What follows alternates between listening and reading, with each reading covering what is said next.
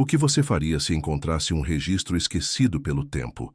Um diário cujas palavras descrevem um horror que a história oficial nunca se atreveu a contar, no coração árido do Velho Oeste, onde o sol cose a terra e apaga memórias. Algumas histórias não morrem, elas apenas esperam, enterradas sob a poeira de décadas, para serem redescobertas. A narrativa que se segue explora um desses segredos, um relato encontrado em uma cabana que não deveria existir, detalhando um medo tão antigo quanto a própria terra. É uma história sobre isolamento, desaparecimentos e um mal que nunca deixou o deserto do Arizona. O que foi encontrado naquelas páginas frágeis não apenas reescreveu a história de uma pequena comunidade esquecida, mas também levantou uma questão aterrorizante. E se aquilo nunca foi embora? Se você aprecia histórias que desenterram verdades ocultas, considere acompanhar nosso canal para mais investigações como esta.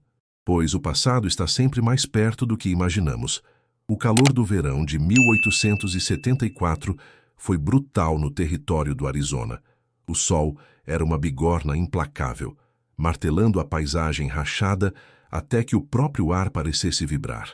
Foi nesse cenário de desolação que um par de geólogos, mapeando formações rochosas remotas a dezenas de quilômetros da cidade mais próxima, tropeçou em algo que não constava em nenhum mapa. Antigo ou moderno, era uma cabana de madeira, aninhada na base de um pequeno canyon, escondida da vista por um aglomerado de rochas vermelhas e cactos saguaro retorcidos. A estrutura estava em um estado avançado de decomposição. A madeira, antes robusta, agora era cinzenta e frágil, com tábuas faltando como dentes em uma caveira. O telhado havia desabado parcialmente, criando uma abertura irregular para o céu azul e impiedoso. Não havia trilha que levasse até ali, nem sinais de habitação recente. Era um fantasma de um lugar, esquecido pelo tempo e pela memória. A curiosidade, mais forte que o bom senso ou o calor opressivo, levou os dois homens a se aproximarem. O silêncio era profundo, quebrado apenas pelo zumbido baixo de insetos e pelo assobio do vento passando pelas frestas da madeira podre. A porta estava entreaberta, rangendo em suas dobradiças de ferro enferrujado. O interior estava mergulhado na penumbra, coberto por uma camada espessa de poeira que amorteceu seus passos. Móveis simples jaziam derrubados e quebrados. Uma mesa de pinho, duas cadeiras, uma estrutura de cama de ferro, tudo coberto pelo véu do abandono. Fragmentos de cerâmica e vidro enferrujado estavam espalhados pelo chão de terra batida. Era a imagem de uma vida interrompida abruptamente, um lugar evacuado às pressas, mas sem nenhum sinal do que poderia ter causado tal fuga. Enquanto um dos geólogos documentava a localização com seu equipamento, o outro vasculhava os escombros, procurando qualquer artefato que pudesse contar a história daquele lugar. Foi debaixo de uma tábua solta no chão, em um pequeno recesso escondido, que ele encontrou. Era um pacote envolto em um tecido de lona grosseira, amarrado com um barbante desbotado. O tecido se desfez em suas mãos quando ele o tocou, revelando o que havia dentro.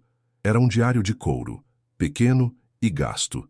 A capa estava manchada e endurecida pela idade, mas notavelmente preservada pela secura do ar do deserto. Ao abri-lo, uma nuvem de poeira fina subiu das páginas. Elas estavam amareladas e quebradiças, cobertas por uma caligrafia elegante, mas apressada, escrita em tinta desbotada. As palavras eram em inglês, e as datas no topo de cada entrada confirmavam a idade do artefato. A primeira entrada datava de maio de 1874. A última era de agosto do mesmo ano. Apenas 4 meses de anotações. 4 meses que documentavam uma descida ao inexplicável. Os geólogos não sabiam na época, mas o objeto que seguravam em suas mãos não era apenas um diário. Era o único testamento de uma comunidade que desapareceu da face da terra, e a crônica de um terror que não deixou rastros, exceto por aquelas palavras trêmulas escritas à luz de um lampião a querosene. A descoberta foi relatada, mas considerada de pouca importância histórica pelas autoridades locais. Uma simples relíquia de um colono anônimo que provavelmente sucumbiu às duras realidades da vida na fronteira. O diário foi entregue aos arquivos do condado, catalogado e esquecido mais uma vez em uma caixa de metal em um porão empoeirado. Foi somente anos depois que uma jovem historiadora, pesquisando os padrões de assentamento no Arizona territorial, encontrou a referência ao diário em um antigo registro de aquisições. Intrigada pela localização incomum da cabana, ela solicitou o artefato. Ao segurar o pequeno livro em suas mãos enluvadas, ela sentiu um arrepio que nada tinha a ver com o ar-condicionado da sala de arquivos. As páginas pareciam carregar o peso do medo e do isolamento. Ela começou a ler, e com cada palavra, a história oficial daquela região começou a se desfazer. Aquele diário não era sobre dificuldades ou solidão. Era sobre algo muito pior. Era um testemunho do que acontecia quando a noite caía no deserto. Que as únicas testemunhas eram a lua e as estrelas indiferentes. O que ela descobriu em seguida não estava em nenhum relatório oficial. A historiadora, chamada Doutora Alana Reeves, começou a transcrever o diário com um cuidado meticuloso. A autora das anotações nunca se identificava pelo nome completo, referindo-se a si mesma apenas como Elara. Suas primeiras entradas pintavam um quadro de esperança e dificuldade, típico da vida de pioneiros. Ela e seu marido, a quem ela chamava apenas de Josiah, haviam se estabelecido naquela terra para construir uma vida, longe do barulho e da agitação das cidades do leste. As anotações de maio descreviam a construção da cabana, o plantio de uma pequena horta e a beleza austera do deserto. Elara escrevia sobre o calor, a poeira e a solidão, mas também sobre o céu noturno brilhante e a sensação de liberdade. Ela mencionava seus vizinhos mais próximos, a família Miller, a cerca de 1 quilômetro a leste, e os Schmidt, um pouco mais longe ao sul. Eram comunidades isoladas, mas conectadas por uma necessidade mútua de sobrevivência. A mudança de tom no diário foi sutil no início. No final de junho, Elara mencionou algo estranho: os coiotes, uma presença constante e barulhenta nas noites do deserto. Haviam ficado em silêncio, um silêncio total e antinatural que se estendia por noites a fio. Ela escreveu: é como se a terra estivesse prendendo a respiração, esperando por algo. Josiah, um homem prático e cético, descartou suas preocupações como imaginação de uma mulher solitária, mas Elara não conseguia afastar a sensação de que algo estava errado. Reeves cruzou essa informação com os registros do condado da época. Não havia menção a nada em comum, apenas relatórios de rotina sobre gado, suprimentos e disputas de terra. A cabana de Elara e Josiah não aparecia em nenhum mapa de propriedade ou censo daquele período. Era como se eles não existissem oficialmente. Isso era estranho, mas não impossível.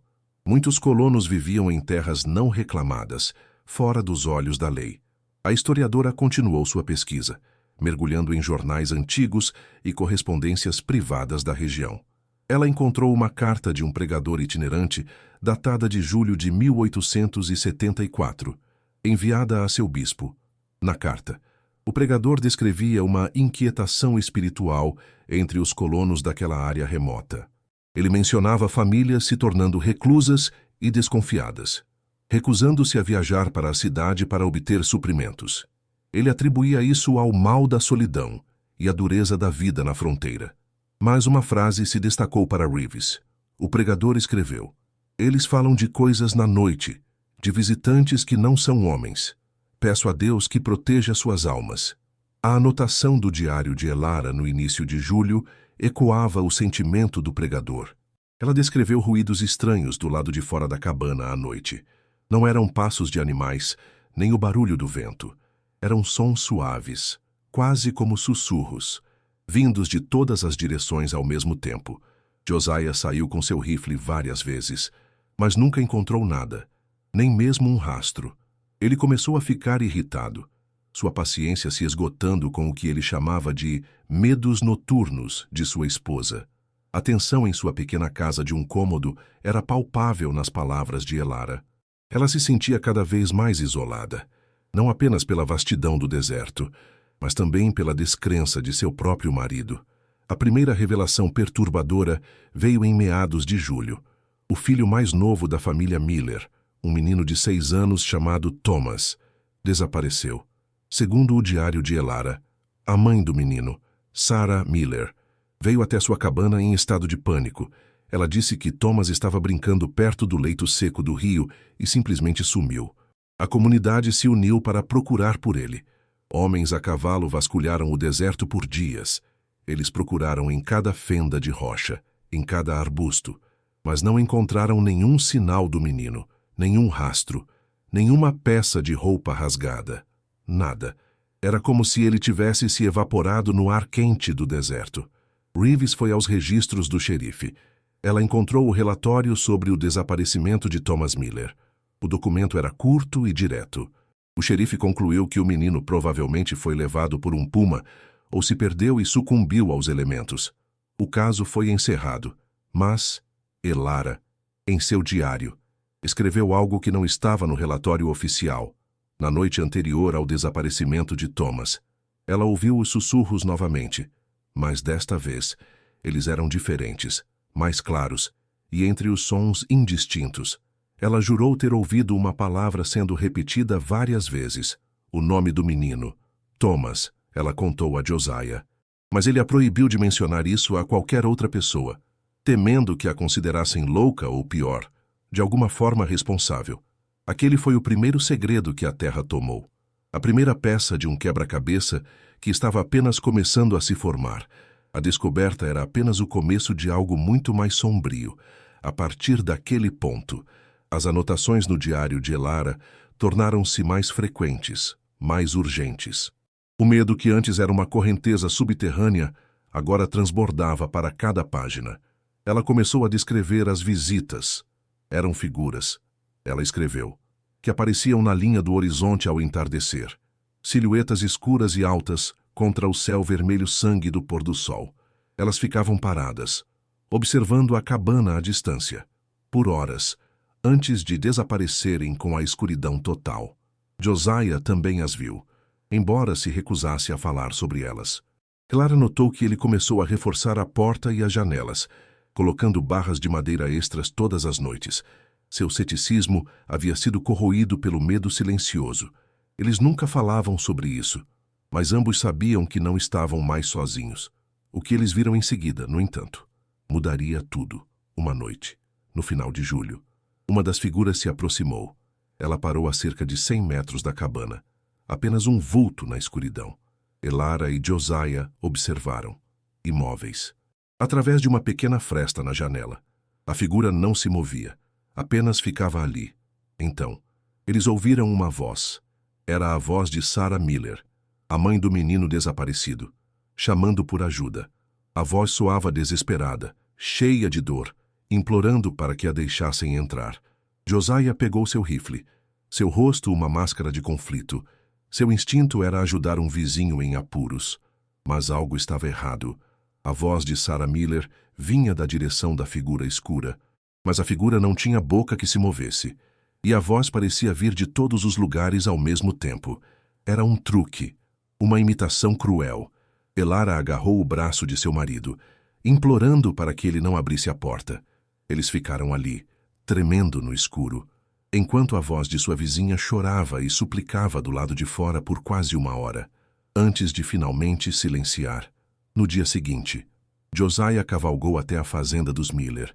Ele encontrou a casa vazia.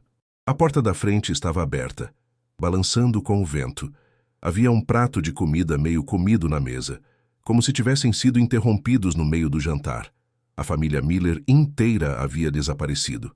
Roupas, dinheiro, pertences, tudo deixado para trás. O xerife foi chamado novamente.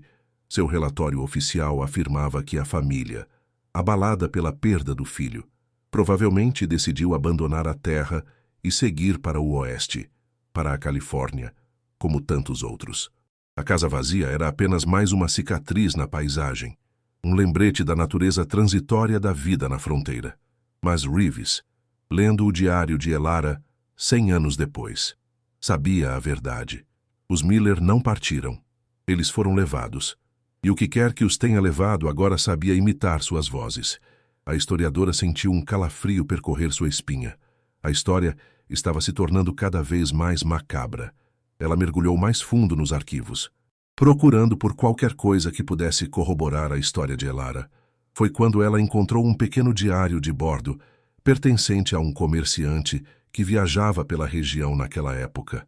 Em uma entrada de agosto de 1874, o comerciante descreveu sua visita à fazenda dos Schmidt, a outra família vizinha de Elara e Josiah. Ele escreveu que a família parecia aterrorizada. O Sr. Schmidt o recebeu com uma espingarda na mão, seus olhos arregalados de medo. Ele se recusou a deixar o comerciante entrar em sua casa e comprou apenas sal e munição. O comerciante anotou em seu diário: o homem parecia um fantasma. Ele ficava olhando para as colinas como se esperasse o próprio diabo aparecer. Ele me disse para sair daquela terra, que ela estava amaldiçoada.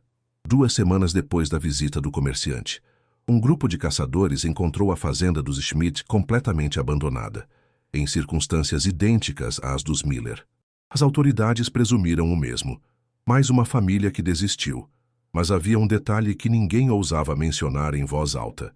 Nas portas e janelas de ambas as casas, dos Miller e dos Schmidt, alguém havia entalhado símbolos estranhos, arranhões profundos na madeira, quase como garras.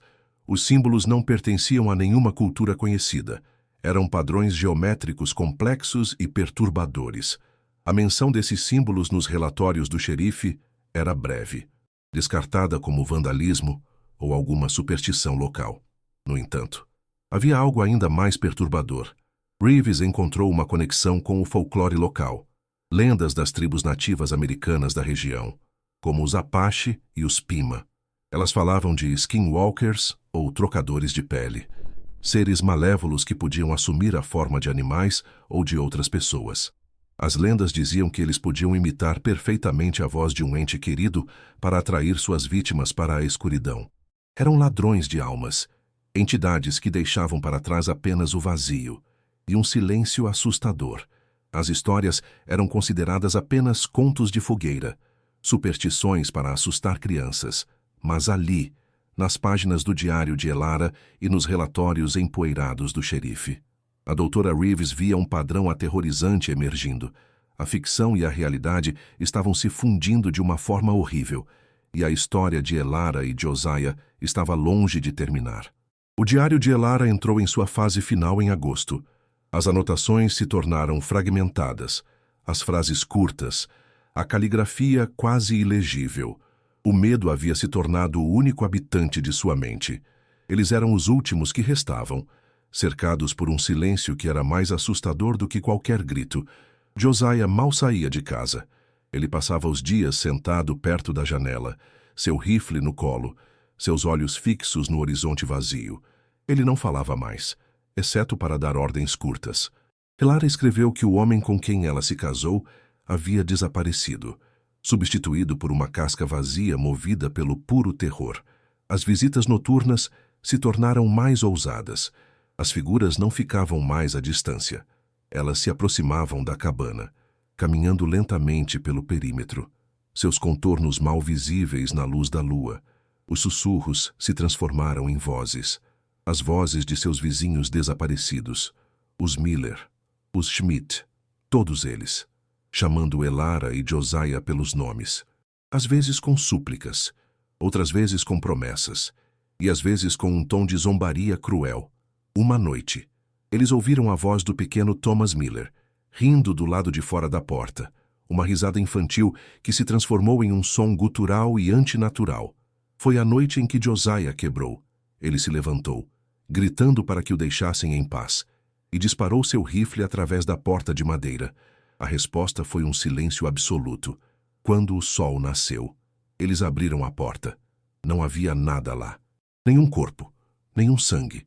Apenas a marca da bala na areia e o silêncio zombeteiro do deserto.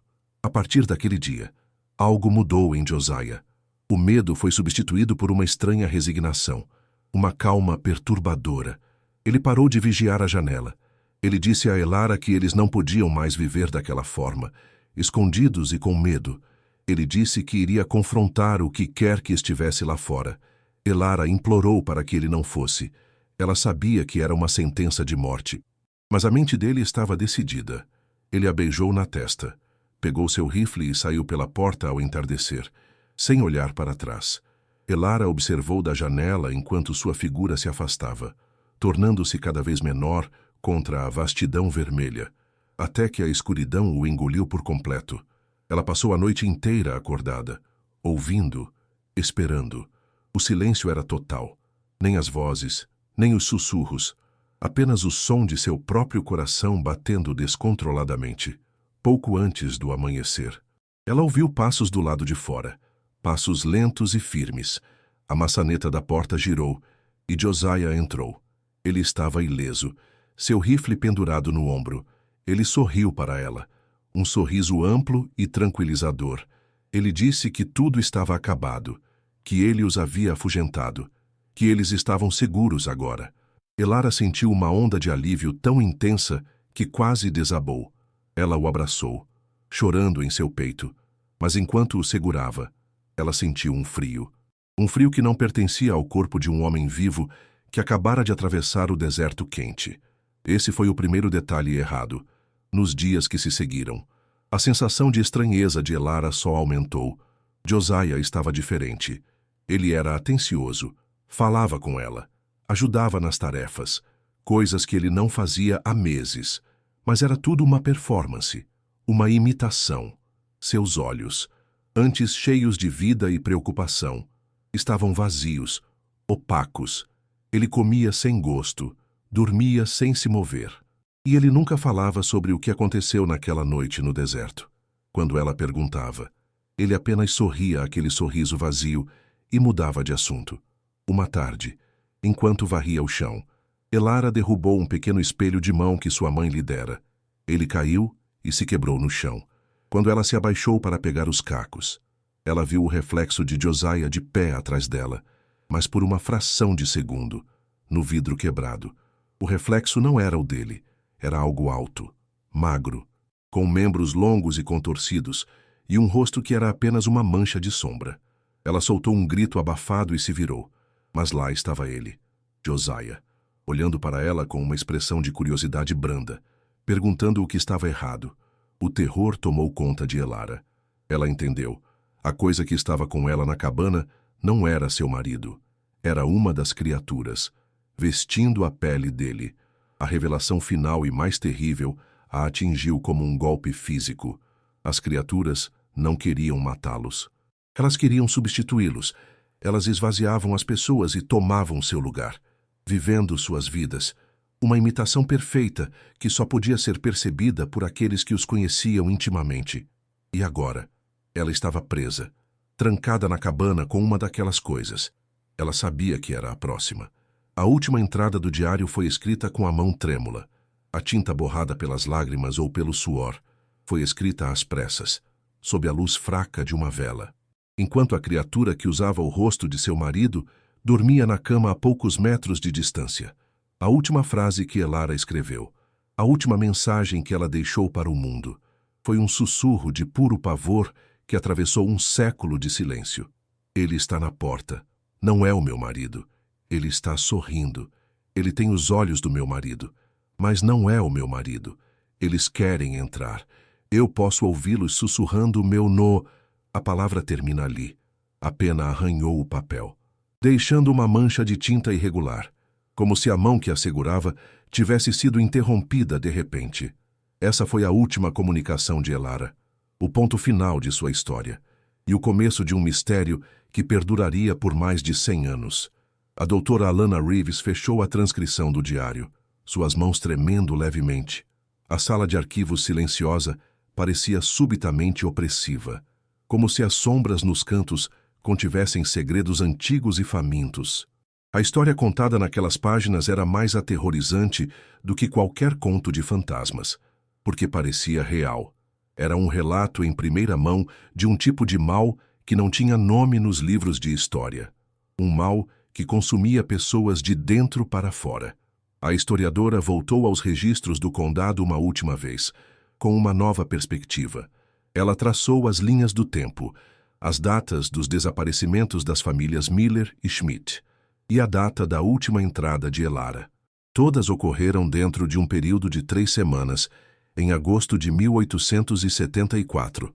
Uma pequena comunidade de 3 famílias, um total de 11 pessoas, incluindo Elara e Josiah, simplesmente deixou de existir.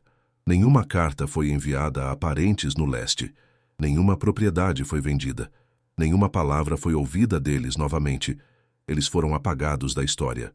O relatório final do xerife daquele ano mencionava brevemente as fazendas abandonadas, concluindo que a área era simplesmente inadequada para assentamento. A terra foi deixada em paz, e a memória daquelas famílias desaparecidas se desvaneceu como pegadas na areia. Reeves sabia que tinha encontrado algo monumental, mas também aterrorizante. O que ela deveria fazer com essa informação? Publicar a história seria convidar ao ridículo da comunidade acadêmica. Seria descartada como ficção. O diário como uma farsa elaborada. Mas ela sabia, em seu íntimo, que era verdade.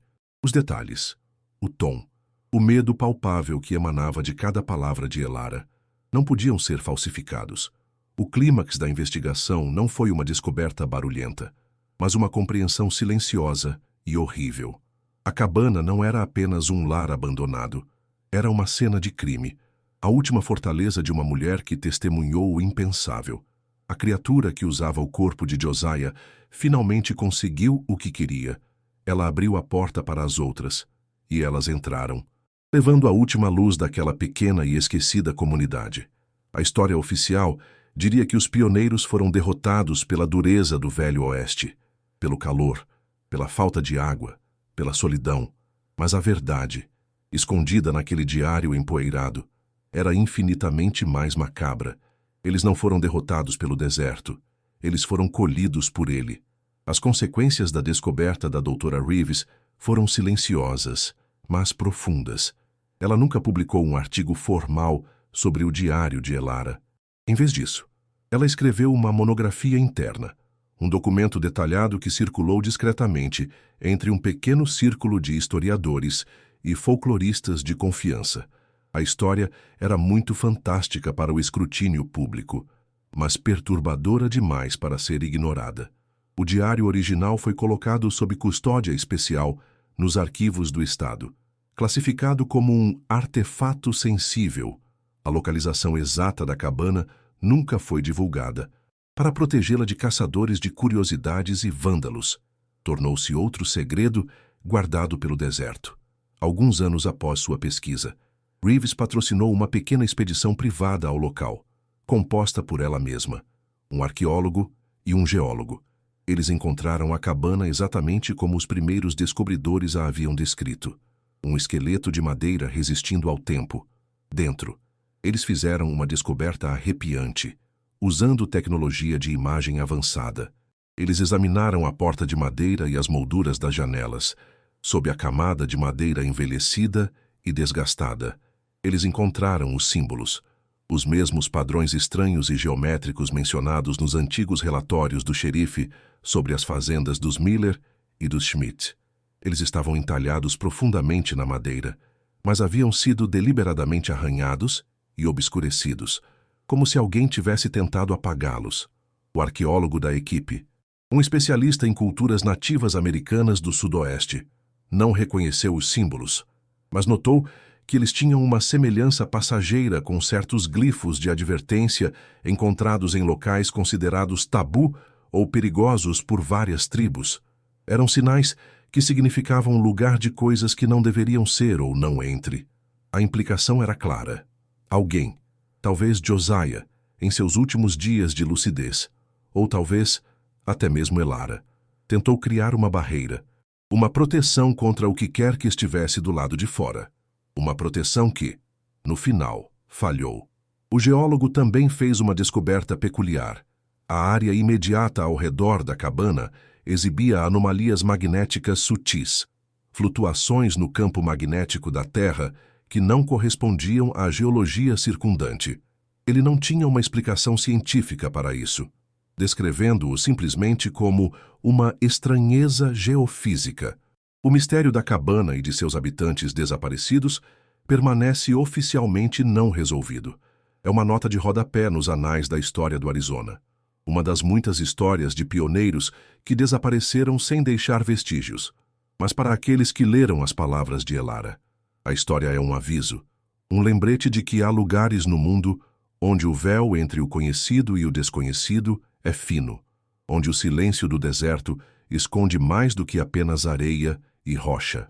A questão final que permanece, a dúvida que assombra a mente de quem conhece essa história, é esta: o que aconteceu com as criaturas, as entidades que usavam as peles dos colonos?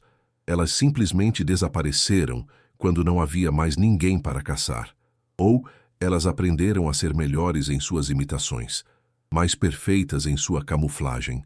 Mesmo hoje, naquela vasta extensão do deserto do Arizona, pessoas ainda desaparecem, caminhantes experientes, turistas, moradores locais. A maioria dos casos é explicada, atribuída ao terreno traiçoeiro ou ao calor implacável, mas alguns não são. Alguns são apenas um carro abandonado em uma estrada de terra, um acampamento vazio com a fogueira ainda quente, um silêncio onde antes havia vida. E às vezes, os que vivem perto daquelas terras esquecidas relatam coisas estranhas, um sentimento de serem observados do alto das mesas, ou uma voz familiar sendo carregada pelo vento, uma voz que não deveria estar ali.